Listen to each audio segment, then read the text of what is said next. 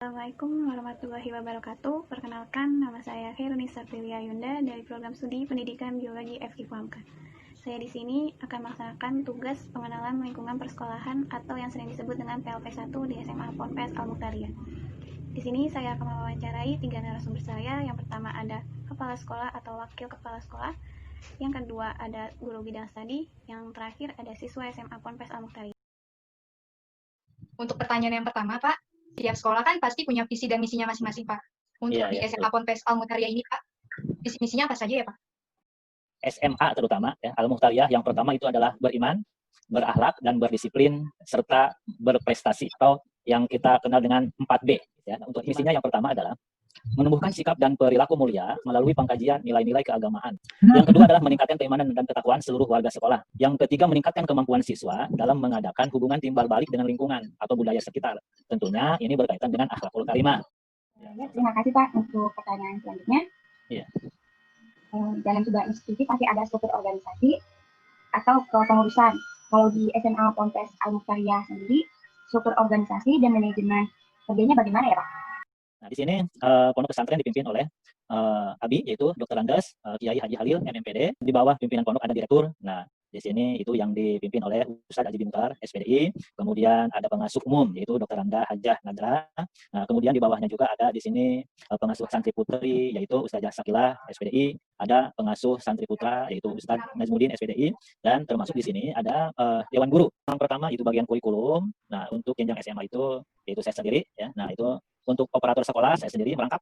Nah, untuk ada pembina ekskul atau kalau di pondok di sini dikenal dengan namanya OPPM. Dan untuk di bawah itu, nah biasanya ada namanya wali kelas. Di SMA Al-Mukhtariyah itu karena jenjang menengah atas ada 2 jurusan. Yang pertama ada jurusan IPA, ya. Yang kedua ada jurusan IPS. Maka di situ, nah dibagi pembagian kelas-kelas tersebut diberi tanggung jawab kepada wali kelas masing-masing. Untuk tata tertib yang ada di SMA Ponpes Al-Mukhtariyah seperti apa ya Pak?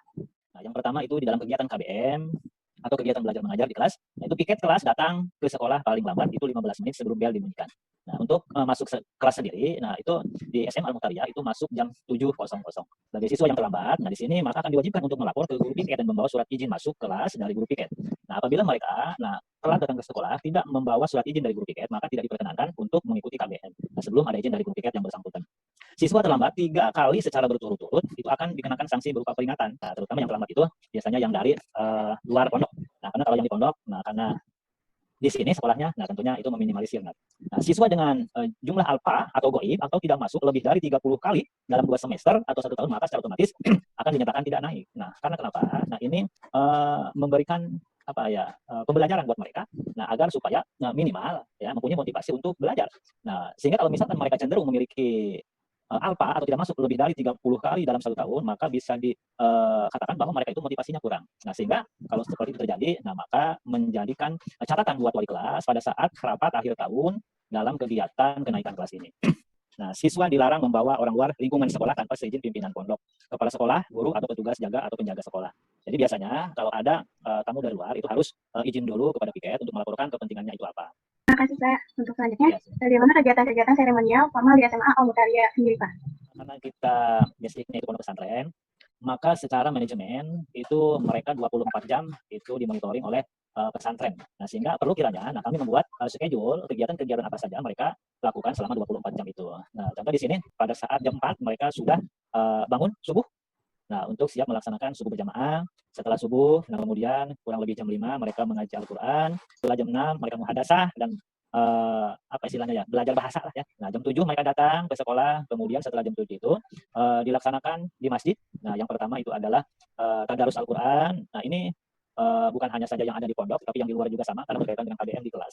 Nah, baru dilaksanakan KBM inti sampai jam 12 kurang lebih. Nah, sholat zuhur, kemudian setelah sholat zuhur yang PP biasanya pulang. Nah, yang di pesantren biasanya dilanjutkan untuk mengaji 14.00 kegiatan ekskul. Nah, sampai waktunya sholat asar, nah berjamaah. Setelah sholat asar kurang lebih jam 16.00. Kemudian mereka mengaji kitab kuning, kemudian sampai jam 17.15. Nah, setelah sholat maghrib kemudian pengajian slogan istilahnya, pengajian satu-satu kepada para asatidz wa asatidzah yang dibagi kepada beberapa kelompok biasanya tergantung dari pengetahuan yang mereka memiliki dalam pengetahuannya tentang membaca Al-Quran. Nah, sampai waktunya sholat isya kemudian berjamaah, kemudian di sini setelah isya, nah zikir, nah kemudian dilaksanakan dengan ekskul yang lainnya, nah baru kurang lebih perkiraannya jam 22.00, nah maka mereka waktunya untuk istirahat. Nah setelah istirahat, nah biasanya ada namanya malam ibadah Qiyamul Lail. Nah karena diusahakan untuk bangun malam sebagai pembelajaran buat para santri. Selain kegiatan untuk siswanya, adakah kegiatan formal yang menjadi gurunya, Pak? Kegiatan untuk guru, nah biasanya karena kita ini di bawah naungan Kementerian Pendidikan dan Kebudayaan atau Dinas Pendidikan dan Kebudayaan, maka setiap guru nah biasanya sudah mempunyai yang pertama itu forum tersendiri yang tergabung di dalam MGMP, Musyawarah Guru Mata Pelajaran, itu sesuai dengan mata pelajaran yang diampunya, yang akan membahas tentang kegiatan belajar mengajar, masalah apa saja yang ada di kelas, begitu pula dengan peningkatan mutu pendidikan. Selain di dalam kegiatan MGMP tersebut, ada forum-forum atau kegiatan-kegiatan yang dilaksanakan oleh dinas pendidikan, baik itu kabupaten atau provinsi, sebagai motivasi atau pembelajaran buat kita dari para guru untuk menimba ilmu berkaitan dengan metode-metode apa saja yang akan diterapkan di dalam kegiatan belajar mengajar. Bisa berbentuk pelatihan, nantinya di sana itu ada juga namanya workshop atau pelatihan-pelatihan yang lainnya yang dilaksanakan oleh dinas provinsi atau dinas kabupaten. Untuk selanjutnya, bagaimana dengan kegiatan rutin seperti dalam hal kurikuler dan ekstrakurikuler di SMA Ponpes Al Muqtaria ini? Biasanya di dalam dulu ya, intrakurikuler dulu. Ya, Kak. Berkaitan dengan intrakurikuler itu, nah kita di sekolah menggunakan kurikulum 2013 atau dikenal dengan istilah K13. Nah untuk ekskul sendiri, ekstrakurikuler, nah di sini yang pertama itu adalah pembinaan organisasi pelajar pondok modern atau OPPM. Kalau di sekolah lain namanya OSIS. Ada juga kepramukaan, baik itu putra atau putri, ada pengajian seni tilawah Al-Quran, ada pengajian kitab kuning, nah sistem Bandungan, nah ada tafsir, ada pidato 3 bahasa. Nah biasanya di sini dilaksanakan pada saat muhadharah, itu dilaksanakan setiap hari Jumat, itu pidato 3 bahasa. Yang pertama itu adalah bahasa Arab, yang kedua adalah bahasa Inggris, yang ketiga bahasa Indonesia. Nah kemudian ada istighosah rutin mingguan atau zikir bersama, nah dipimpin oleh para asatidz nanti dan asatidzah yang ada di pondok pesantren. Adapun tentang kurikulernya itu adalah, nah biasanya ada namanya studi regi. Nah jadi anak-anak itu, nah biasanya belajar bukan hanya saja di kelas, bukan hanya saja di pesantren, tapi belajar keluar juga. Nah contoh yang paling dekat biasanya kita ziarah ke Banten. Nah di sana nanti mereka belajar tentang sejarah-sejarah yang ada di Banten, nah atau bisa juga masuk ke Museum Banten dan lain sebagainya. Aja. Assalamualaikum warahmatullahi wabarakatuh. Waalaikumsalam warahmatullahi wabarakatuh. Kami dari program studi dan biologi Universitas Muhammadiyah Profesor Dr. Hamka ingin mewawancarai guru biologi dengan tujuan observasi lingkungan sekolah. Jadi langsung saja pertanyaan pertama, Ibu sebagai guru biologi mengajar kelas berapa saja ya Bu? Saat ini Ibu pegang di kelas 10, 11, dan 12. Untuk pertanyaan selanjutnya, bagaimana dengan karakteristik siswa di kelas tersebut ya Bu?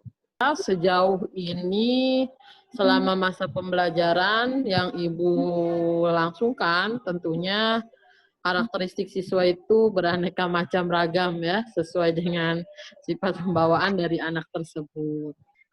Bagaimana cara Ibu menerapkan pembelajaran di kelas? Selain mengikuti metode pembelajaran yang disampaikan oleh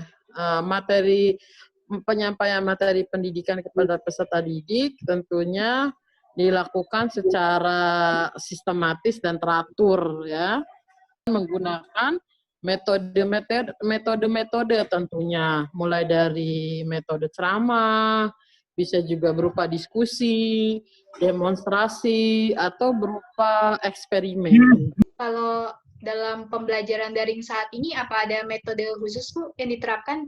Tentunya tidak jauh dari metode ceramah sih khususnya.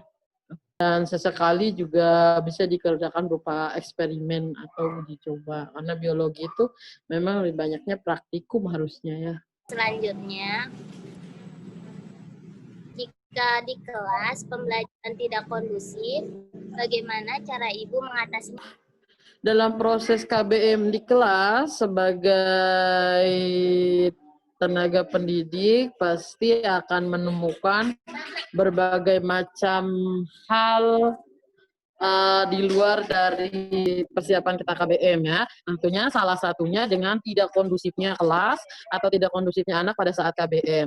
Maka untuk mengatasinya mungkin diterapkannya metode pembelajaran yang bervariasi, artinya tidak monoton ya, anak itu biar tidak boring atau tidak kondusif utamanya ya. Atau bisa juga sebagai pendidik harus melakukan sikap tegas gitu ya kepada siswa. agar kelas tersebut bisa kondusif. Atau juga menjadi salah satu guru yang mempunyai sikap menyenangkan buat siswanya. Jadi dalam artian kata, ya tadi supaya kelas tersebut kondusif dan anak-anaknya tidak boring di dalam kelas. Jadi bagaimana caranya kita sebagai pendidik untuk bisa jadi seorang yang menyenangkan buat siswanya. Ya, atau sesekali kita juga mengadakan KBM di luar, artinya di luar ruangan kita pakai lingkungan sekitar sebagai bahan media untuk belajar. Jadi tidak hanya satu tempat saja. Jadi dari sekian banyaknya hal-hal yang bisa diatasi pada saat ruangan kelas itu tidak kondusif, nah salah satunya bisa kita pakai. Bisa juga menggunakan metode bervariasi, bisa juga menjadi guru yang tegas, ya, menyenangkan untuk siswanya, atau kita pakai sistem belajar di luar kelas, gitu, atau memanfaatkan lingkungan sekitar. Baik, Bu. Terima kasih. Pertanyaan selanjutnya nih, Bu. Dalam penilaian Ibu, cara penilaian Ibu setiap apa dari keaktifan, tugas, ujian, atau bagaimana, Ibu? Baik secara offline maupun online atau daring, Bu. Penilaian. Kalau berhubungan dengan penilaian, tentunya pada penilaian itu harus mengacu pada Permendikbud. Nah, Permendikbud yang mengacu tentang penilaian itu adanya pada Permendikbud nomor 23 tahun 2016 tentang standar penilaian, bahwa penilaian itu kan proses di mana pengumpulan dan pengolahan informasi untuk mengukur persiapan hasil belajar. Tentunya itu meliputi 3 aspek. Yang pertama, aspek sikap, yang kedua pengetahuan, dan yang kedua pengetahuan, dan yang ketiga keterampilan. Nah, adapun keaktifan dan tugas itu adalah salah satu dari 3 aspek tersebut, terutama pada aspek sikap. Gitu. Gimana? Baik, terima kasih Ibu. Untuk pertanyaan terakhir, dari pembelajaran biologi ini, tantangan dan kendala dalam pembelajaran baik di kelas maupun daring bagaimana ya Bu? Tantangannya? Iya. Apa bisa diulangi? Gak kedengaran. Dalam pembelajaran biologi ini, tantangan dan kendala dalam pembelajaran, baik di kelas maupun daring, bagaimana ya, Bu? Kalau tantangannya sendiri, mungkin karena di media, ya, media. Karena anak-anak peserta didik kita juga di sini masih banyak yang dari media ada yang belum punya juga, itu tantangannya. Kemudian kendalanya ya, mungkin terus tantangannya, ya tadi selain sedikit rumit ya tentang pembelajaran biologi itu sendiri, karena untuk pembelajaran itu lebih banyaknya ke tugas tentunya ya, karena tidak ada tatap muka, jadi lewat daring tersebut yang ada kita tugaskan hingga anak tetap belajar. Jadi kesan pendapat kamu selama bersekolah di sana itu kayak gimana sih? Kesan saya selama di Al-Mukhtar ini, alhamdulillah saya bisa mendapatkan beasiswa, prestasi lah gitu kan. Iya. Dan teman-teman juga asik, alhamdulillah. Untuk pertanyaan selanjutnya, aku mau nanya nih, Komala selama bersekolah di SMA Ponpes Al-Muthariyyah ini, kegiatan yang kamu lakukan apa saja ya? Saya menjadi siswa di sekolah Al-Muthariyyah ini, alhamdulillah saya bisa mengikuti kegiatannya itu pramuka, marching band, qasidah, hadroh. Jadi kalau untuk pertanyaan selanjutnya, bagaimana pembelajaran untuk di luar kelas di SMA Ponpes Al-Muthariyyah, seperti praktikum atau studi tour keluar, itu seperti apa ya? Jadi di Al-Muthariyyah ini biasanya setiap tahun sekali, yaitu study tour atau studi banding. Jadi dilaksanakannya itu setiap 1 tahun sekali, yaitu setiap habis Idul Adha biasanya.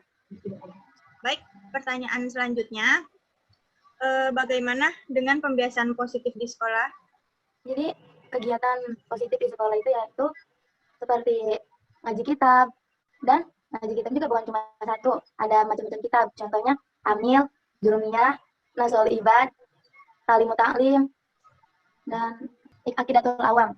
Kemudian selain ngaji kitab, di sini juga kegiatan positifnya itu yaitu ngaji sorogan, berjanji, tasrifat.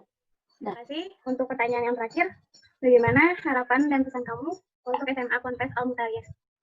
Harapan saya untuk Ponpes Al-Muthariyyah yaitu semoga bisa melahirkan generasi yang lebih baik lagi untuk kepada masyarakat, dan ilmunya juga semoga bermanfaat untuk yang lainnya dan masyarakat. Dan pesan saya, semoga santri Al-Mutariyah ataupun siswa bisa menjadi generasi yang lebih baik lagi.